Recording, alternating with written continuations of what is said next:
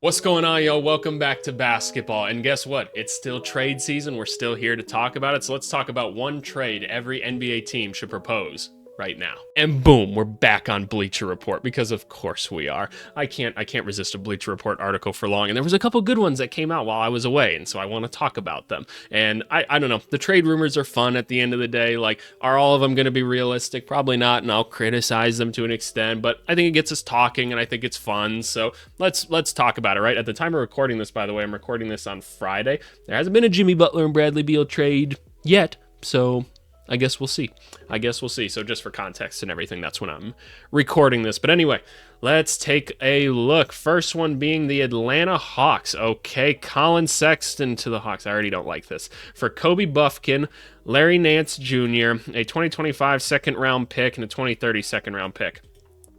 Is this even enough to get a Colin Sexton, first of all? Like, this is a guy that can get you 20 points on any single night, right? Like, that should be noted. This is a very good basketball player, and while the defensive numbers aren't very good, he does give a high effort, which matters to some extent, right? But, like, why do the Hawks want Colin Sexton? Trae Young carries an extremely heavy offensive load. With his 12 assists per game, the team could use added playmaking off the bench, so it could solidify its play. But, like, you wouldn't get Colin Sexton to not play him with Trae Young at some point, too. And we've already seen Trae Young is kind of, and this is a flaw in his game, is extremely ineffective when you put guys next to him. We tried DeJounte Murray.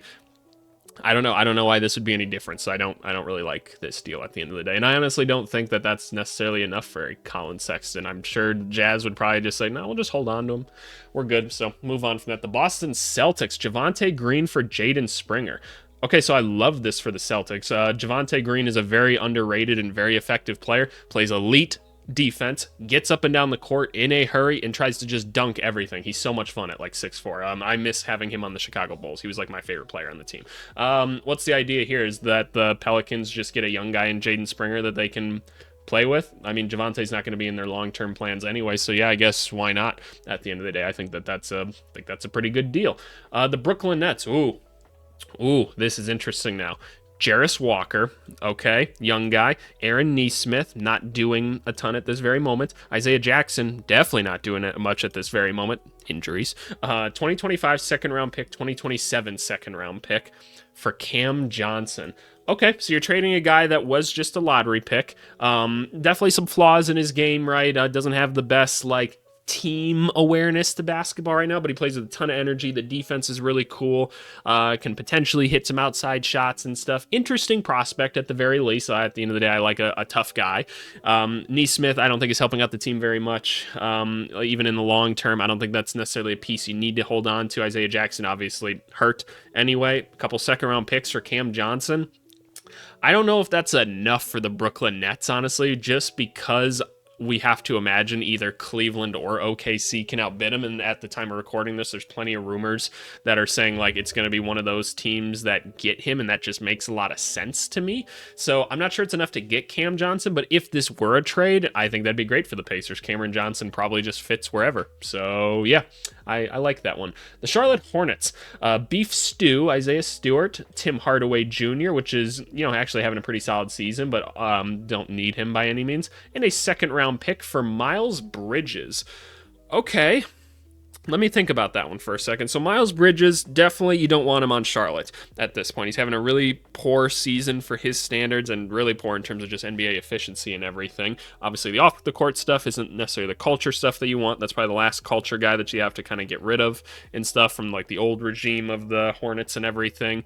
You bring in Beef Stew. You need some center help and everything, especially after trading Nick Richards. Tim Hardaway Jr. can help you right away. You get a second-round pick. Fine. Yeah, you save yourself quite a bit of money, too, by getting rid of Miles Bridges. They gave him way too much money in the offseason. That was the one really weird thing that the Hornets did this offseason is the amount of money that they gave him. But especially because they were bidding against themselves, nobody was going to go out and sign him just because of everything that was going on with him. And then if you're the Pistons, does it make sense to bring in a Miles Bridges? I don't really see the benefit. We know that he can play with primary ball handlers and like LaMelo Ball and stuff, which could be helpful. And maybe you see this as a way to get a talent on a discount, right? Do you have the culture to kind of like sustain him and everything and like keep him on the up and up? I don't know. I don't know at the end of the day. So that's kind of an interesting one at the end of the day. It's a good discussion. The Chicago Bulls, Kyle Anderson, Gary Payton, Kevon Looney for Vucevic.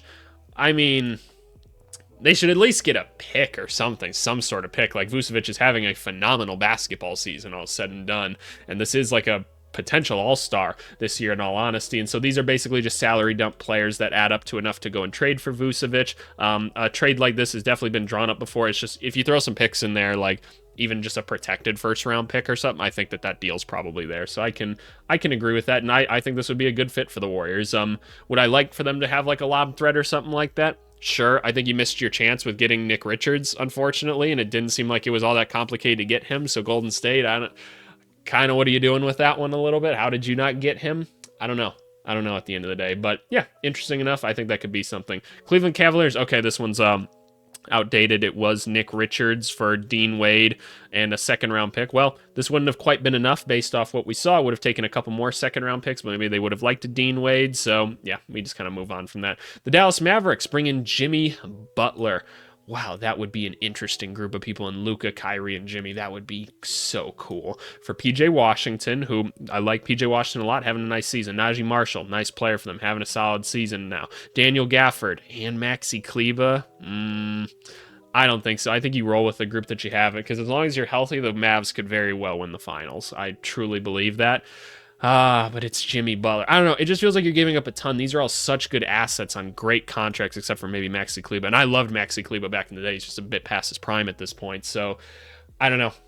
I don't know if you pull the trigger on that. I don't know if you do. The Denver Nuggets. Kyle Kuzma. Where is this going? For Jonas Valanciunas. No. This is written by someone that doesn't understand how good Michael Porter Jr. is. For those of you curious and everything, I have a Discord. Go join the Discord. It's very, very active, and people are discussing things all the time. Shout out to those of you on there. This is also a plug to make sure you guys like, subscribe, and comment. I respond to every single comment to my YouTube channel, and I intend to keep on doing so. But we're all kind of at the point, it feels like, in the Discord where we're kind of like Michael Porter Jr. is just balling this season, man. Like, I'm not sure you can trade this guy for someone else at this point. I think he's too important to the team. So that's where I tend to sit with things. Kyle Kuzma just isn't as good of a basketball player as Michael Porter Jr. I'm just gonna say, especially this season. So I get this adds some depth, like in potentially Sadiq Bey, and then you get Jonas, and that is valuable and stuff, and you get off the Zeke Naji contract. But I don't know. I think Michael Porter is just too important to this Nuggets team to move him for something like this. It'd just have to be something more. Just my opinion. Detroit Pistons, Brandon Ingram. All right, they're bringing him in. We've talked about this a lot, about the potential of doing so. Why would you do it? And we'll talk about the rest of the trade in a second. Why would you do something like this? Because you're trying to basically reward the team for being as good as they have been this year. You tell them, hey, look, we are trying to compete. We're trying to be better now. So look, here's Brandon Ingram, right? Is it a seamless fit? Not necessarily. Is he going to make the team better? Probably. He's just a better talent and stuff to add to the team. He's a very good basketball player. So I don't know. I don't know if you do it. I'd probably say no at this point. I'd make a smaller move, but let's see what it is. Isaiah Stewart, Tim Hardaway Jr., second round pick. Yep, that's kind of what we've seen up to this point. Maybe potentially a first round pick. I'd probably say it has to be a first round pick. Brandon Ingram's really, really good, and New Orleans could very well just hold on to him. So yeah, no, I could see it. I wouldn't trash the Pistons by any means if they did this. I think that this is like option C for them, if you would, or like D. I think there's some better options out there, but I think it's an interesting one nonetheless. The Golden State Warriors, LeBron James for Kuminga, Andrew Wiggins, Buddy Hield. I mean, sure, like this will never happen. This just won't, but it'd be super cool. I might make like 5 YouTube videos off this, just because like everyone will be going to YouTube, and I should just keep posting like different things just to try to rake in as much revenue as possible.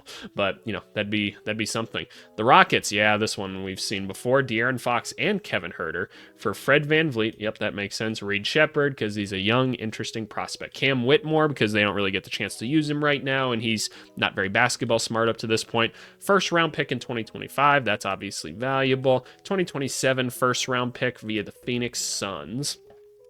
So is De'Aaron Fox a better basketball player than Fred VanVleet?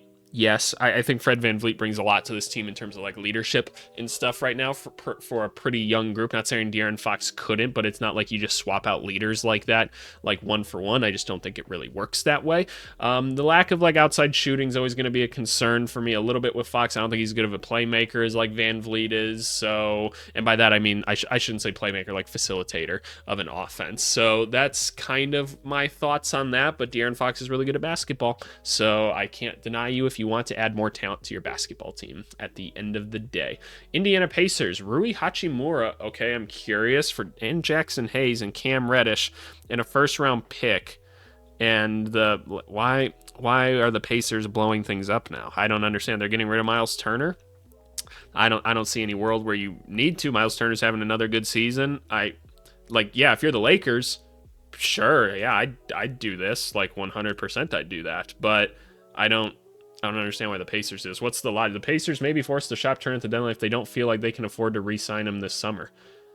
I guess if that's the case, if your owner's saying you can't pay for him, then sure, I guess you go make a trade like that. I'm just a little bit confused why you wouldn't. Seems like you're trying to win some basketball games right now, and Indiana is typically very win-oriented, so I'm sure they will re-sign him, but I don't know. That's interesting at the end of the day. The Clippers, them bringing in Brandon Ingram for Terrence Mann, Derrick Jones Jr., PJ Tucker, and a second-round pick. Is that enough for Brandon Ingram? Probably not, unless the market is super dry and you just kind of want to get off of him. But outside of Derrick Jones, none of this is even really an asset, in my opinion. So this kind of just feels like them giving him away for a second-round pick. I don't know, maybe you get a third team involved and you can get a first-round pick out of it somehow. But Brandon Ingram to the Clippers would be so cool, and I would be so down to see it. So yeah, let's make it happen regardless. I don't care. The Lakers, why do they have LaMelo Ball on here? Don't get this boy back to LA. He's so flamboyant just living in Charlotte. Could you imagine what he'd be like in LA? All right, so LaMelo Ball, the Hornets have given up on him for some reason in this world, despite him potentially being the best point guard in the East at this point. For Austin Reeves, Rui, Max Christie playing good basketball right now. A first-round pick, unprotected, another first-round pick, and then some second-round picks. It still doesn't feel like enough. I think you just keep trying to make it work with LaMelo Ball. You've got a new group of people in here. He's still very, very young. Give it some time. Let's see if we can't build something in Charlotte. I don't think that makes a ton of sense for them. But if you're the Lakers, yeah, I'll do that trade in an instant to have the hometown kid come back and everything. Man, would that be something? To see him and LeBron on the same team? LaMelo and LeBron. Interesting. Wouldn't that be something? The Memphis Grizzlies. This I'm curious about. Bruce Brown and Davion Mitchell. Okay, probably don't need Davion Mitchell. Scottie Pippen Jr. is pretty good in my opinion, and I like him. For Luke Kennard, who you don't really need, expiring deal. That helps Memphis a little bit, right? Pay a little bit less money. Brandon Clark, who I would like to see Brandon Clark on Toronto, actually. That could be a good spot for him, especially if they were to move a Jakob Pearl. But even just as a backup center, I'd love to see a lob threat player with Scotty Barnes, RJ, and Quickly, just because they bring so much rim pressure between all of them. So I'd like to see that. And a second-round pick. This is actually a pretty good trade. I like this trade. I think that this could be beneficial to both sides. You add another shooter to the team. Why not? Yeah, and then the Grizzlies obviously get Bruce Brown, who he's proven that he can be a real difference maker in championship-level basketball. So Davion Mitchell can play defense. Cool. I like this. I like that trade a lot, actually. The Miami Heat. All right, what do we got now? Kuminga, Wiggins, Kyle Anderson, Gary Payton for Jimmy Butler. All right, we've seen this trade drawn up 1,000 times at this point. I'll say this.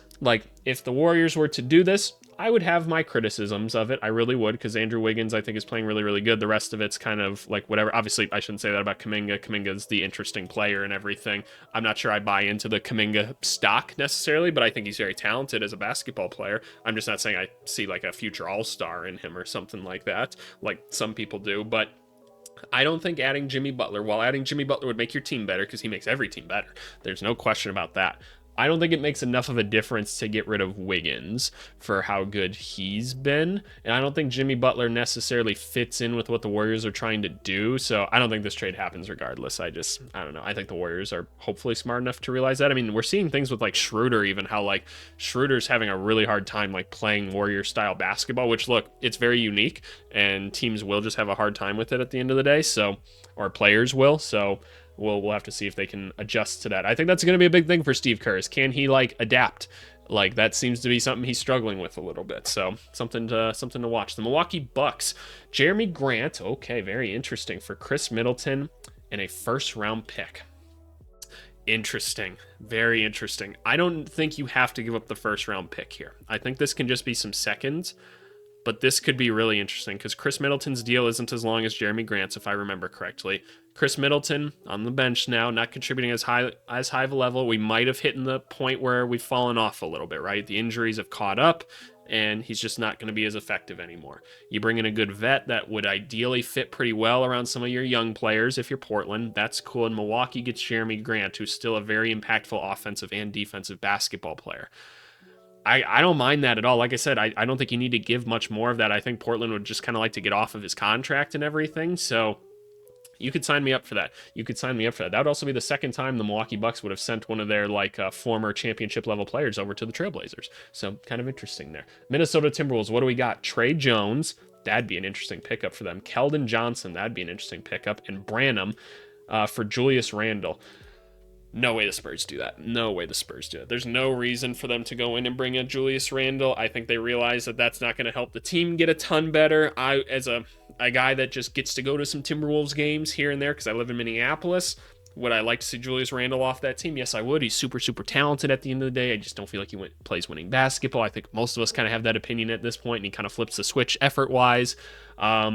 Trey Jones and Keldon Johnson, those guys could help them right away. Give them Trey Jones, low-key could just be the starting point guard for them at this point. Again, you would have another non-shooter out there, but who the fuck cares at this point? Nobody on this team can shoot at this point. And then Keldon Johnson's at least going to get up and down the court and get you some easy buckets and score some points.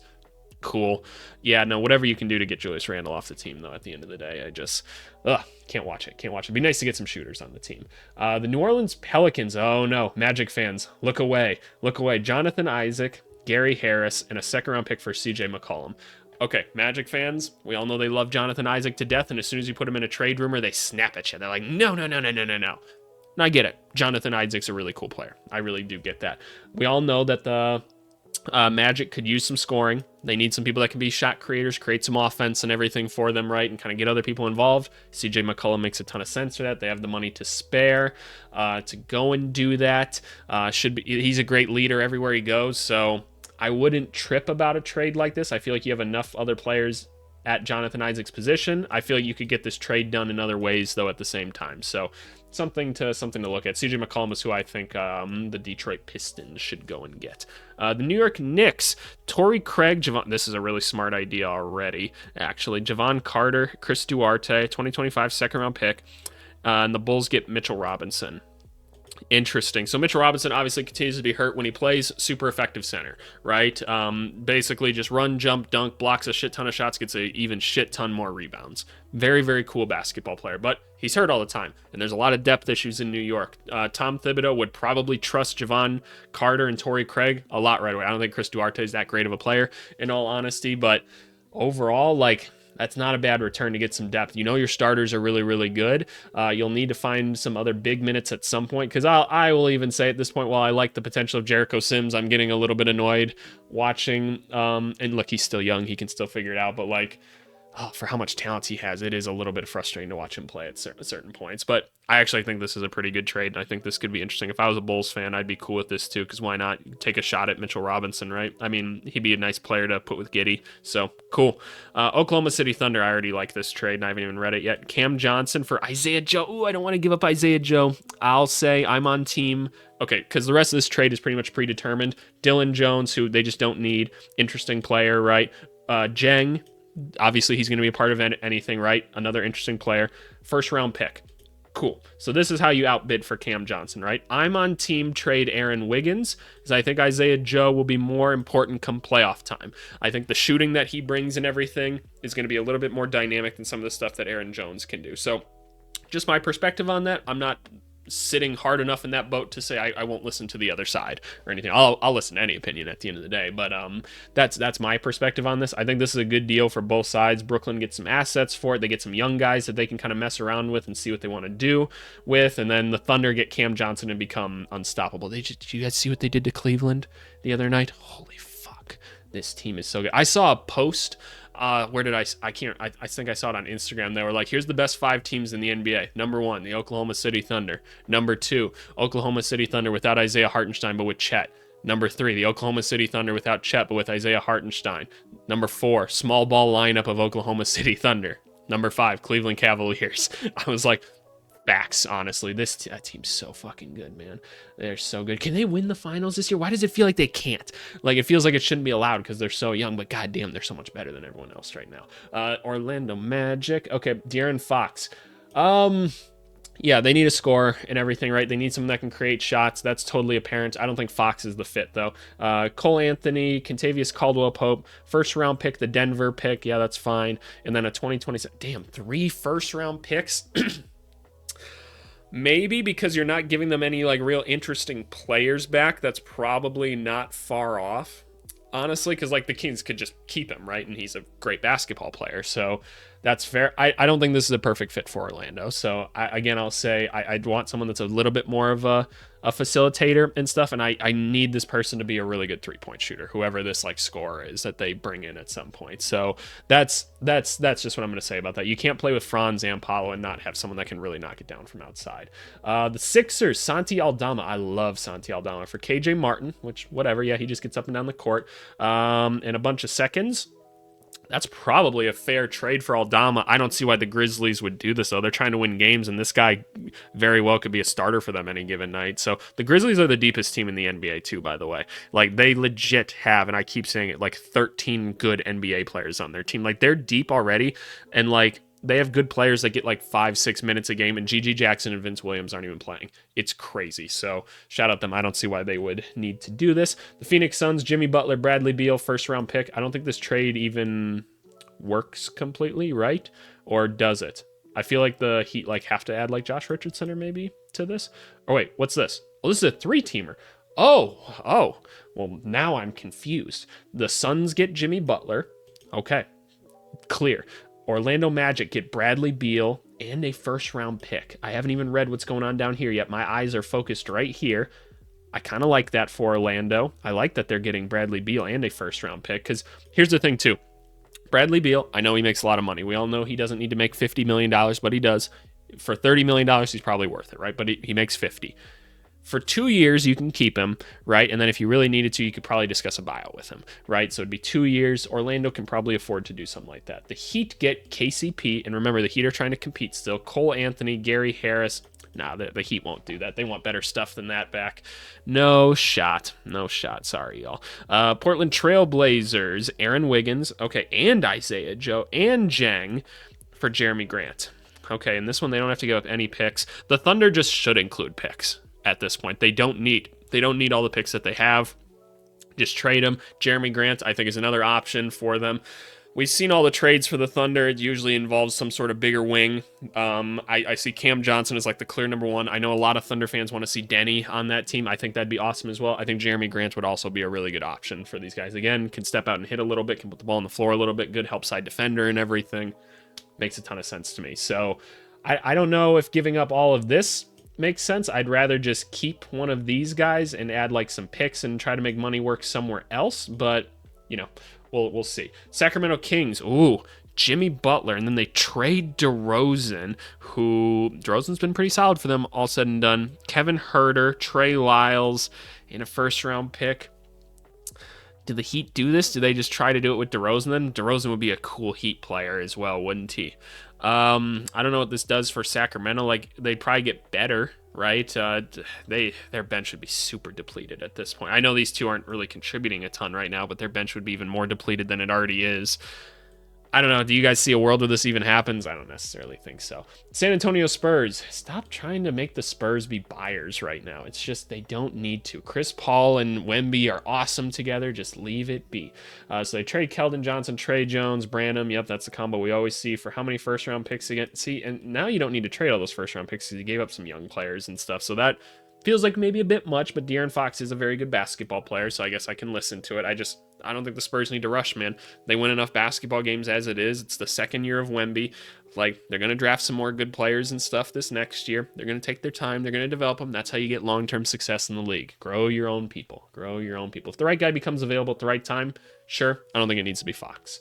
Don't think so. The Toronto Raptors getting Moses Moody. Good. Somebody free this dude so we can see if he can become an NBA player. Kevon Looney and then Gary Payton, of course, for Jakob Poeltl and Garrett Temple. That's a great trade. I think that's a great trade. Toronto, you get to mess around with something here and try to find out if Moses Moody's going to be anything. Continue to tank games so you can go get a stud in the draft. You'll have to go find some sort of center or something in free agency because you don't want to leave those guys without a center at all because we're still trying to develop the guys we have. Warriors get Jakob Poeltl. That's going to help them win more basketball games right away. Garrett Temple, dude's still collecting NBA checks. Good for him, man. Go get you some money. Go get you some money. So I like this trade. I think this is a pretty good trade all said and done. The Utah Jazz, Patrick Williams. Oh yeah, please take him off the team. Look, Patrick Williams seems like a really nice guy and everything. I'm kind of done waiting to see if he's going to become an aggressive basketball player as a Bulls fan. I'm just kind of done with it. I don't know. I've got buddies that are coaches within there that tell me like, dude, there's just moments in practice where this guy just takes over and like he just flies up and down the court because like he's stupid athletic and coordinated and strong and he's just yamming on everybody and nobody can stop him, and then it just kind of turns off, and it is just frustrating. And look, there's plenty of guys that want to shoot the ball on this team before him, and there's part of me that's like, trade the other guys, let's give him a chance and everything, but let's see what the rest of this is. Javon Carter, one of the most underutilized contracts in the NBA, for John Collins. Okay, so why do the Bulls take John Collins? I guess that they don't have to have Patrick Williams' contract. That's fair. The Jazz get to kind of experiment with Patrick Williams. He might be a better fit. He can play the wing for them. That makes some sense. They get Javon Carter, solid player. This is actually a pretty solid trade. And this way, like I said, the Bulls get off the money a little bit quicker. This is still somebody for Giddey to play with. Yeah, I actually kind of like this trade. I haven't seen one like this. This is a good one. I like this one. Let me know what you guys think in the comments below on this one. The Washington Wizards. Tim Hardaway Jr. Okay, they're eating salary right now. Fontecchio. Be good just to get some vets on the Wizards, if nothing else, right? And a bunch of second-round picks for Kyle Kuzma. Kyle Kuzma on the Pistons. You have to wonder, right? You have to wonder if that works. Basketball-wise, it makes sense to me because in theory, he can play off of Cade really, really well. And that's when Kuzma's at his best, when he's playing without the basketball. When he has the basketball, it's a little bit scary. And at some point, they'll have Jaden Ivey as well. Okay, so yeah, I can kind of see that. It is an investment for them. They're not giving up a ton of stuff to go get a guy like that. I don't hate it. There's something about Kyle Kuzma just bouncing around between bad teams that makes me think, and I know he hasn't been very effective this year, all said and done. He's actually having a pretty poor basketball season overall. But I don't know. There's part of me that just says, like, can this team keep Kyle Kuzma in check to be super effective? I don't know. I don't know if it can. So that's just my thoughts. Sorry, Wizards. At least I didn't call you guys terrible for once. No, it's funny. It's funny. Yeah, so that's what we got here for trades and everything. Stay tuned for the comments of the video. All right, comments of the day. This is going back to my trades that can realistically save the Utah Jazz, because this is the inaugural, like, first comment kind of highlight thing right here. I'm going to highlight a couple of them. I had made a joke about how people weren't paying attention to how the trades worked in the video, so people kept kind of harassing me. So shout out Doc here for being like, yeah, keep making more 5-team trades right here. Someone saying you should try to make 10-team trades here. Shout out DJ Hammer over here. And then where's my guy Fuck Matrix here for telling me that I messed up the contracts and everything. Matrix, you know I love you, but fuck you anyway. I did mess up the contracts in one of them, but it didn't affect the video. So yeah, just a couple of comments. I appreciate you guys as always. As you see, I respond to every single one here. But yeah, gonna start doing this in every single video and everything. If you guys come up with fun and creative comments, I'll be sure to highlight them in the video. And as always, be nice to each other in there. But hey, appreciate you guys for watching as always, and we'll talk to you guys later. Thanks so much. Bye.